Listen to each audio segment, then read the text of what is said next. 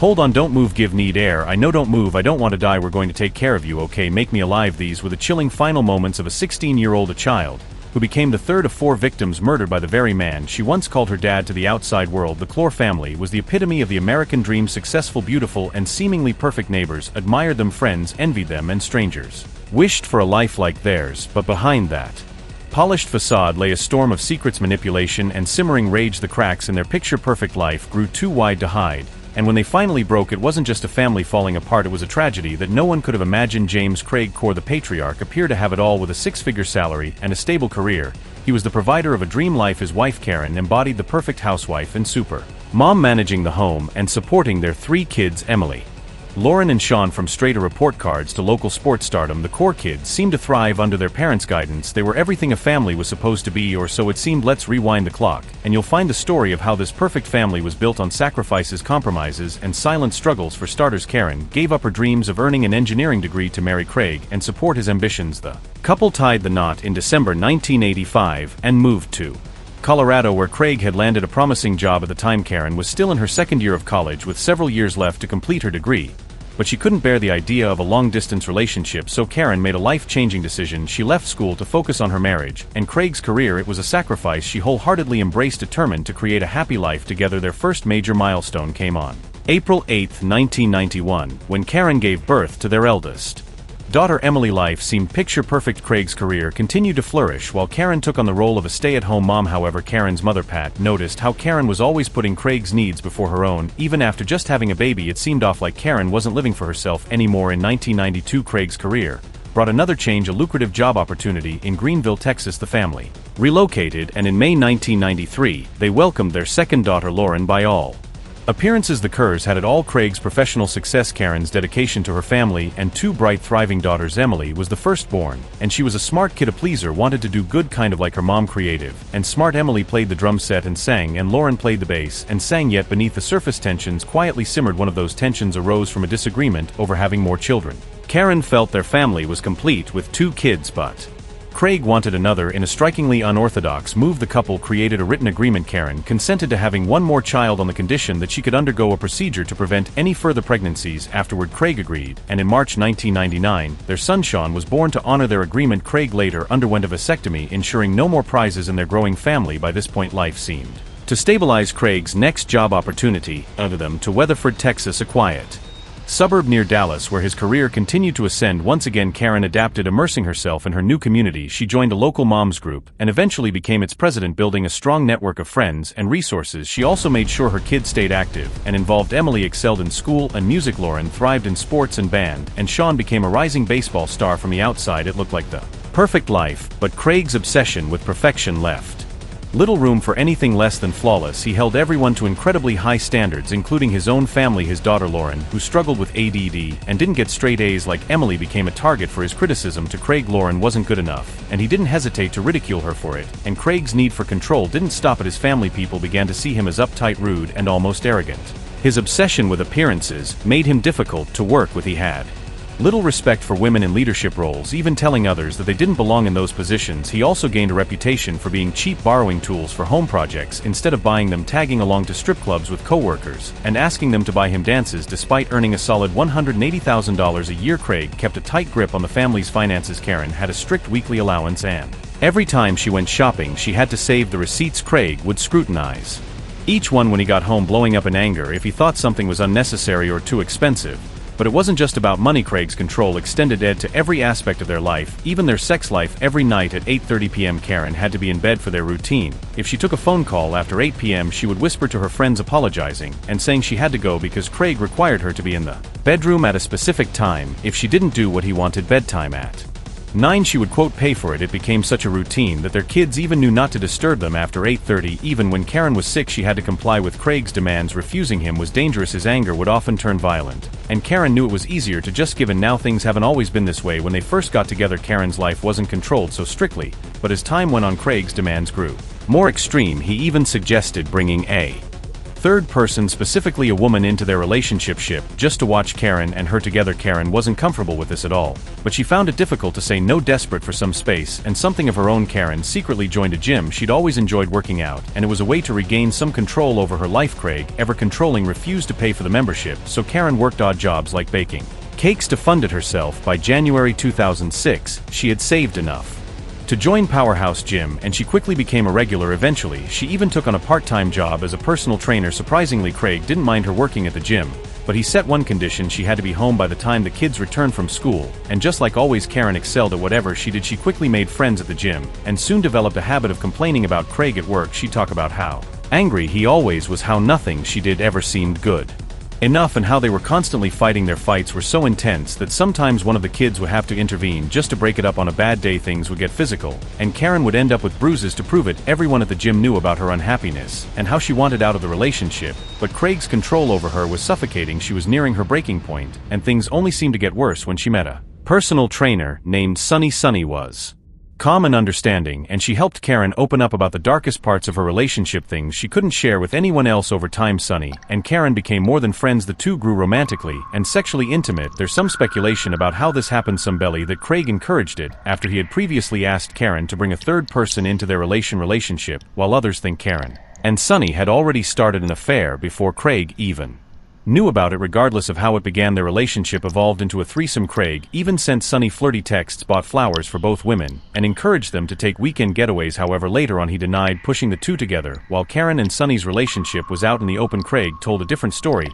He claimed that Karen was ruining their marriage, and the biggest issue was that his carefully curated image of the perfect family was crumbling. By the way, I post true crime and new cases here every day, so if that sounds like your kind of thing, please consider subscribing. It helps a lot. In 2008, Craig saw an opportunity to regain control. He was offered a job in Columbia, Missouri that paid more than his current position, and it would separate Karen from Sunny. He accepted the job offer immediately. Karen, however, was devastated. She didn't want to leave Sunny, but also had roots in Weatherford. Her kids were involved in school activities. The girls were in a band. Sean was playing baseball, and Karen had deep ties to local volunteer groups. Still, as always, Craig's wishes prevailed. He moved to Columbia a few months before Karen, leaving her to wrap things up at home. During this time, Karen and Sunny decided to stay together long distance, though Craig had no idea.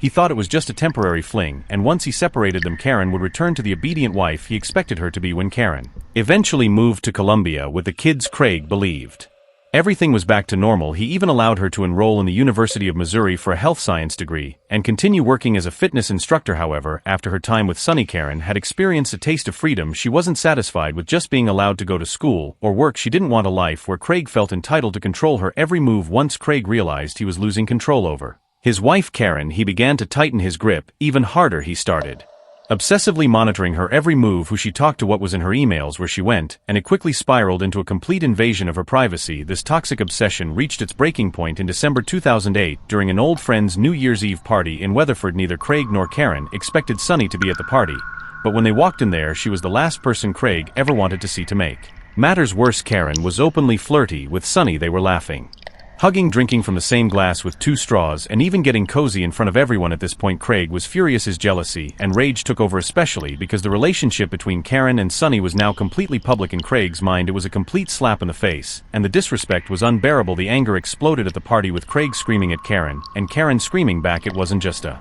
private argument, it was a spectacle. Their fight became so intense that Craig, humiliated and furious, declared to the entire party that Karen was having an affair. In retaliation, Karen kissed Sunny right in front of everyone. The host, understandably uncomfortable, asked them to leave, but the drama didn't end there. The fight continued outside on the front lawn, and it soon turned physical. Craig, consumed by his anger, shoved Karen, causing her to fall, and hit her head on the ground. By the morning, both of them were reeling from the fallout. Karen, despite the chaos, began to have second thoughts about the way she was pushing Craig. She told Sunny that they needed to take a break from their relationship, but Sunny wasn't having it. She told Karen that the problem wasn't with her, but with Craig. Sunny was deeply concerned for Karen's safety, especially after witnessing his violent outbursts. So in late January 2009, Karen made the brave decision to file for divorce. She didn't leave the house immediately, but she started sleeping in a separate room. She also continued her long-distance relationship with Sunny. Craig, still obsessively controlling, kept monitoring Karen's emails, and even went through her things. He found multiple greeting cards from Sunny, and used that to track her every move. Each time Karen made plans to meet Sunny, Craig would follow her, trying to sabotage their time together. His jealousy knew no bounds. At work, Craig became increasingly unhinged. He would carry around a photo album showing it off to coworkers and saying things like, "Isn't this a happy family? Why doesn't Karen want to be a happy family?" His bizarre behavior made everyone uncomfortable, but Craig didn't seem to notice or care. He was too consumed by his need to control Karen's life. The tension reached a boiling point in March 2009. After Craig gave a speech at a city council meeting, Karen, there to support him, was dragged into another heated argument. This time, Craig's anger turned physical. He assaulted Karen, and she called the police. Craig was arrested for third-degree domestic assault. In her statement to the police, Karen described how Craig physically blocked her exit, cornering her against a cabinet, and how his behavior had grown increasingly violent and controlling over time. Despite Craig's denied den of the assault, claiming he was only trying to give Karen a hug, the marks on Karen's body told a different story. Craig was arrested and charged. Karen moved out of their home, taking the kids with her, and rented a place on the other side of Colombia. She also withdrew $50,000 from their shared bank account, signaling that she was finally breaking free from Craig's toxic and dangerous control. Now, the arrest of Craig was nothing short of devastating. As a city official, his actions were front page news, and when his bizarre and unsettling behavior at work came to light, it only made things worse. Eventually, the city issued a public statement saying Craig resigned due to difficult family issues, but the truth was far more complicated. The fact that he had been fired not by choice was a blow to his already fragile ego. He couldn't handle the fact that his once perfect reputation was now in tatters. No job, no family, and no control over anything. Craig packed up and left his house, heading back to his parents' farm in Kansas. He hoped that hard work on the farm would help clear his mind, but the distance didn't make things better. If anything, it fueled his obsession with Karen, his ex-wife. Craig couldn't understand why Karen had left him. In his mind, he had been the perfect husband, he had provided everything, and yet she walked away. He refused to accept that his controlling behavior could have pushed her to the brink. At this point, he still stalked her, reading her texts, emails, and even her cards. He couldn't let go, and he blamed Sonny for everything. When Sonny sent Craig a text telling him Karen didn't love him the way he thought, Craig became enraged. He started calling Karen and Sonny names, using homophobic slurs even. Though he had been okay with Karen's relationship with Sonny as long as he could watch and be involved in some twisted way, but what really pushed him over the edge was his daughters turning away from him. They were tired of his controlling ways and wanted to make their own choices. Emily, his oldest daughter, was the first to break away. She picked a college he didn't approve of, showing she wasn't going to live by his rules anymore. To Craig, this felt like a slap in the face. He blamed Karen even more, saying she had brainwashed the girls into going against him. Things only got even worse when one of his daughters posted on Facebook admitting she was bisexual instead of supporting her. Craig saw this as another reason to lash out. He was convinced their mom had influenced this too. Interestingly, he started building a massive case against Karen, collecting over 3,500 pages of so-called evidence for his divorce attorney. This included screenshots of Karen and Sonny's private messages and notes about every time Karen visited Sonny. He even claimed that the two women had sex in front of the kids, but he never showed any proof of this. Craig's behavior became even more bizarre and disturbing. He told his friends about wanting to kill Sonny, but no one took him seriously. It's a common theme in these cases. People ignore the red flags until it's too late. It's also important to note that despite his rage toward Karen and Sonny, Craig was also sleeping with multiple women. His behavior was all over the place, but when it came to his son Sean, things seemed a bit different. According to Craig, Sean was the one person who hadn't completely turned his back on him. Craig made an effort to spend time with his son, taking him hunting and fishing, trying to stay involved in his life. While he may have been a terrible husband to Karen and a distant, controlling father to his daughters, by all accounts, he was still trying to be a decent dad to Sean. It was as if Sean was the last shred of hope for Craig, the one connection that hadn't been completely destroyed. Fast forward to Thanksgiving 2009. While Sean was with Craig, Karen was still trying to keep her family close. She wanted all of her children and her girlfriend Sonny to visit her grandmother Dorothy during the holiday, so the day after Thanksgiving, Karen went to pick up Sean from CRAC's house and take him to Dorothy's. Dorothy, who was 89 years old, lived in a quiet farmhouse in Burlingame, Kansas, a tiny town with less than 1,000 residents. But on Saturday, November 29, 2009, a deputy was wrapping up some paperwork when a call came in about a suspicious vehicle in Burlingame. It was just after 6 p.m. when a neighbor reported that a small truck had been speeding through the area. They watched as the driver pulled up, got out of the truck, and started walking down the road. A few moments later, the man came back carrying a large object they couldn't identify. Fearing that it may have been a robbery, the neighbors grabbed a flashlight and went outside to confront him, but before they could get close, the man placed the object in the back seat of the truck, climbed in, and sped off. The neighbors quickly called the sheriff's office, and the deputy set out to investigate, but just minutes later another call came in, one that would lead to a much darker discovery. Music. The deputies immediately knew this was serious, but nothing could have prepared them for what they would find when they arrived. As they entered Dorothy's home, the first person they found was Dorothy herself. She was bleeding heavily on the kitchen floor, having been shot several times. She was still alive, but barely. They rushed to the next room, where Karen was found in the dining area. She had been shot twice and was already dead. In the lounge, they discovered 18-year-old Emily lying behind the couch. She too had been shot twice. The second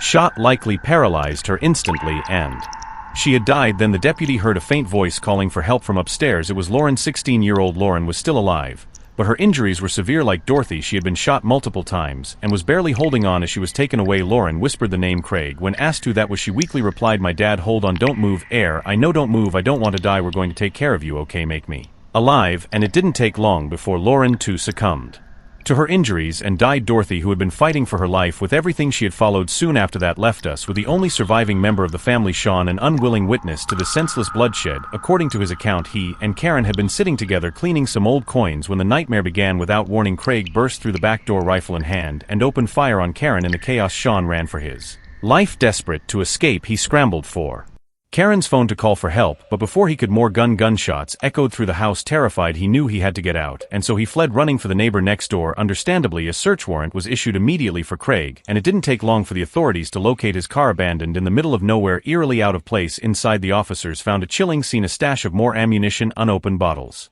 of anxiety medication, and a backpack packed with the essentials such as soap, toilet paper, and canned food, as if he'd been preparing for something. But Craig himself was nowhere to be found. Hours later, though, he was spotted wandering aimlessly down a deserted road, disheveled and looking lost. When he saw the officers approach, he didn't try to run. Instead, he muttered, "I'm the guy you're looking for," and was arrested without a struggle. Craig's defense team argued that his mental health issues, including depression and multiple personality disorders, pushed him to the brink. They claimed he had snapped, unable to control his actions. However, the prosecution painted a much darker picture, one of a man whose actions were chillingly premeditated. To back up their claims, they presented a crucial piece of evidence. Craig's expert psychiatrist testified that while he did suffer from depression, he still had the clear ability to plan the murders. The fact that he spared Sean's life was a key detail, demonstrating that his actions were calculated, not impulsive. 2 years after the murders, the final trial began. Sean, now 12, showed extraordinary bravery as he took the stand to recount the horrifying events with striking clarity. He described the moment he witnessed his father shoot his mother, and the chaos that followed. His testimony left no doubt Craig's actions weren't a spur of the moment lapse in judgment, but the culmination of months of simmering rage and calculated intent. Sonny also took the stand, shedding light on the abusive relationship between Karen and Craig. She recounted her attempts to protect Karen from Craig's volatile behavior, revealing that he initially appeared unfazed when she and Karen began their relationship. However, his demeanor shifted drastically, becoming hostile only after Karen decided to leave him. However, Sonny also admitted that her testimony was based on memory and what she had heard from Karen without physical evidence to back it up. After just 2 hours of deliberation, the jury reached a unanimous verdict. Craig was guilty of capital murder. His plea of insanity was rejected, leaving him to face the harshest punishments, either the death penalty or life without parole. Kaler showed no emotion today as he heard his fate. The execution sentence comes as retribution for the shooting deaths of 4 family members. Court at this time sentences the defendant for the crime of capital murder to death. James Craig Kaler opted not to speak on his own behalf, and even asked if he could leave the room to avoid hearing the victim impact statements. Chief Judge Philip Fr. ordered him to stay. "I loved Grandma White, Karen, Emily, and Lauren very much, and will miss them until the end of my day." Face for many in the courtroom, justice had been served, but for Sean the outcome was far from a relief. Sean, now 12 years old, had already endured unimaginable loss. He stood in court, his voice steady yet filled with emotion, and said, "I do not want my dad to receive the death penalty because it would be hard on my grandparents. I do not want my whole family gone." These words, spoken by a child who had witnessed so much pain, left many stunned. Despite Craig's horrific actions, Sean still saw him as a father, a man who in his eyes had been kind and loving to him. Craig, on the other hand, showed no regret for the lives he had taken. After his sentencing, he began writing letters to various people, including his lead prosecutor. These weren't apologies. Instead, Craig claimed he felt relieved by what he had done, insisting that he had freed Sean from what he called a toxic environment. Craig's legal team quickly filed an appeal to the Kansas Supreme Court. They argued that the jury had been biased and claimed that his mental health issues hadn't been properly considered during the trial, but the court disagreed. One judge stated that Kansas law doesn't exonerate someone just because they're mentally ill, and another pointed out that Craig's mental health had been considered during sentencing. It just didn't excuse what he had done. In the end, Craig's appeal was denied. His options for further legal action grew slim, leaving him to face the consequences of his choices. As of now, he remains on death row, a stark reminder of the heinous crimes he committed. Justice may have been served, but it's hard to say if that truly balances the scale for the lives lost. We can only hope he spends his remaining days haunted by his actions, paying for the devastation he caused. As for Sean, his story is one of incredible resilience. Despite the trauma and struggles he endured, he managed to rise above it all. He graduated high school and now works in Kansas, a living testament to strength and perseverance in the face of unimaginable tragedy. His journey inspires hope, proving that even in the darkest times there's a way forward. But what about this case sticks with you? Do you think this tragedy could have been prevented with the right intervention or support. Share your thoughts in the comments below. Let's discuss. If you like the way we create these videos and you want to help bring more cases like this to light, hit that like button and subscribe for more deep dives. Thank you once again for watching.